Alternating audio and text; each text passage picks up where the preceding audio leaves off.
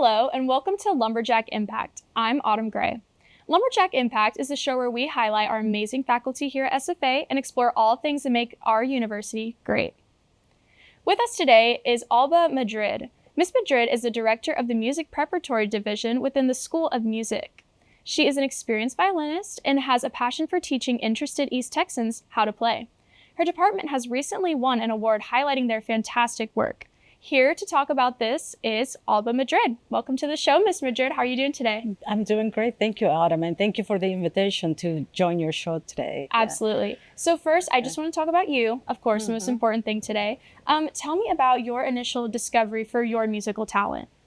Oh my goodness, that started when I was 9 years old. I actually went to an elementary school where music was very important as part of the education. And then once I got to third grade, the teacher would select all of the students that would play an instrument, and I was just given a violin. And from that moment on, I just loved playing the violin. Yes. Awesome. So it was kind of set out for you. Yes. It was kind of like forced upon you, but it was like, it worked out. It worked out perfectly. Right. Yes, yeah. So I noticed that you were an instructor for the preparatory division of music, and you recently got promoted to director.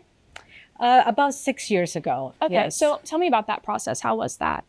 Well, I came to Nacogdoches with my husband. He's the trumpet professor at SFA. I was here in Nacogdoches. I have experience teaching in the public school system.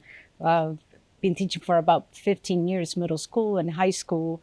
When I got here, they needed more instructors in the preparatory division. So I started teaching private lessons to young students. And after the formal director retired, they needed another person to take over the program. And they needed a person to save the program because the program was on the list to be cut from funding from the university. So at the point, I had to do a lot of work on exposing the program in the community to just better the enrollment and to get our finances in order. So there was a lot of work to be done in the first 2 years, but luckily now we're in a good place and the program is thriving and we've almost tripled the number of students in the program. Yeah. Awesome. So what are some of the things that you brought to the preparatory division that kind of changed that for SFA? So the first thing that we did is, like I said, exposing what we already had in place. So what we had in place at that point were private lessons in violin, Suzuki, which is a program for little kids, 4-year-old, 5 years old, that they could learn how to play the violin. We also have private piano lessons for any student of any age, as young as 5 years old all the way to 99. And so we did a festival to not only highlight everything that was in place, but also to celebrate our 40th anniversary. And this was back during COVID years. So the festival happened outside in our grounds. The whole community was invited. Our students performed for that community. And that's when it began, that the community started learning about our program.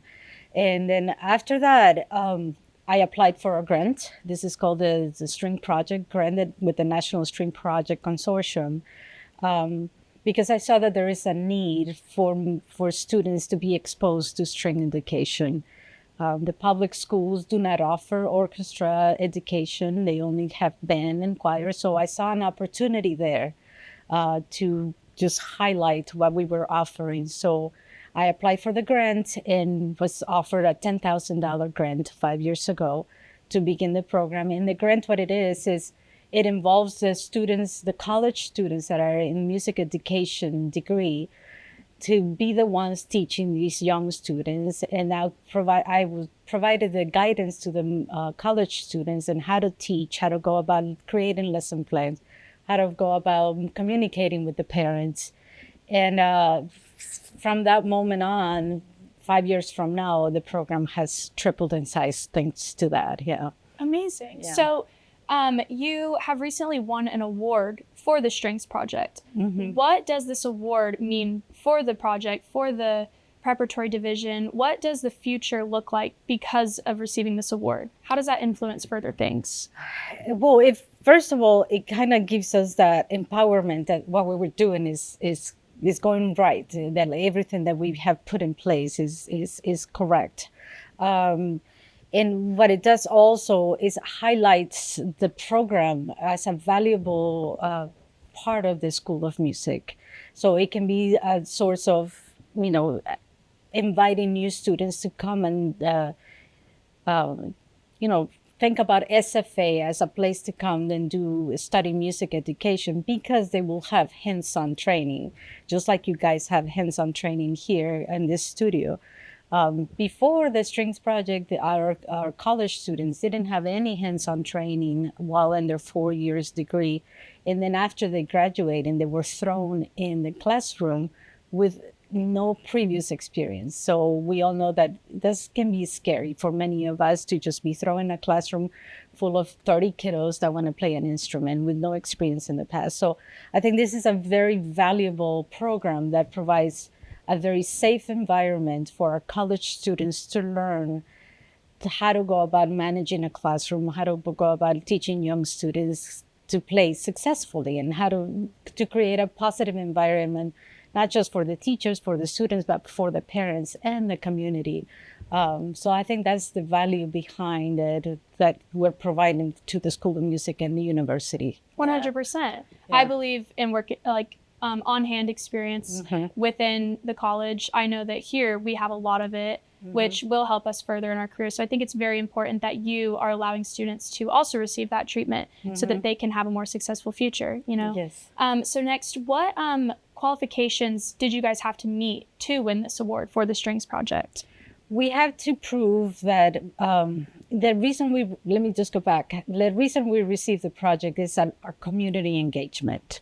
They saw that in comparison with other string projects around the country, our community engagement has been just heightened. So we've done a lot of programs to reach out to the school districts. We've done a lot of programs to reach out students that have never even seen a violin, have never even known that a violin exists, and then to make it accessible. And just recently, we partnered with the Boys and Girls Club to bring the string education to their club. So our college students are traveling to Boys and Girls once or twice a week to teach these students that otherwise wouldn't have access to string education, to private lessons. And the parents are grateful for it. The Boys and Girls Club pay for all these classes. We also partner with the Nacogdoches School District. So we also are having our college students travel to Carpenter Elementary, and they are teaching classes there at the elementary school. So in a way, that community engagement is what I believe that what got us the award, because we have gone outside our little box of just expecting our students to come to us. We've gone and find the students that are really interested and are loving to play the music and making it accessible to them. And we also partner with the Lufkin School District. So we've been even traveling to the school district in Lufkin to make this accessible to the students here. Amazing. So now kind of shifting to the SFA Music Preparatory Division, what do you think this division will give East Texans in the future? What kind of influence will this put on East Texans in the future? Will they start to hopefully enjoy playing music, seek out new opportunities to find ways to enjoy music, something like that? So I think, yes, this program bridges the gap of the university and the community, right? For many, and I'm sure every department has that goal of how can we get more in contact with our community, and how can have our college students be more in contact with the community. So as far as music, I think the music education just teaches children. Our goal is not to create all these performers, right? Our goal is not to make the next Itzhak Perlman, I don't know if you know who that is, but famous performers. If they happen to go that route, fantastic. But our goal is to teach the students is appreciation for good music, appreciation for beautiful arts, appreciation for beautiful music. Because once they are taught to appreciate good music, they actually become sensible human beings and sensitive to nature, sensitive to other human beings' emotions, because music is very connected to humans' emotions. And so when we create that emotion through music, we can be very sensitive human beings and treat each other in a humane way. Absolutely. So, kind of to wrap things up, where can our viewers go to find out more information about such things that we talked about? Well, we can go. Our website has all the information about all of our offerings, and our website is sfasu.edu at Music Prep. And you can also find us on Facebook if you search the Music Preparatory Division at SFA. We're constantly posting all of our students' performances in highlighting our students. In fact, if I can just add something, we're actually performing with the Purple Holes. I don't know if you know that, but it's a famous bluegrass band, May 12th. So our young students will have the chance to perform with famous artists. And so, but yeah, our Facebook page or website is fasu.edu at Music Prep. Awesome. Well, thank you so much for joining us today and talking you. about your experience. And thank you all for joining us for another Lumberjack Impact. If you would like to see more episodes like this or other Jack TV programs, check us out on YouTube by searching up Jack TV SFA. We will see you next time. Axum.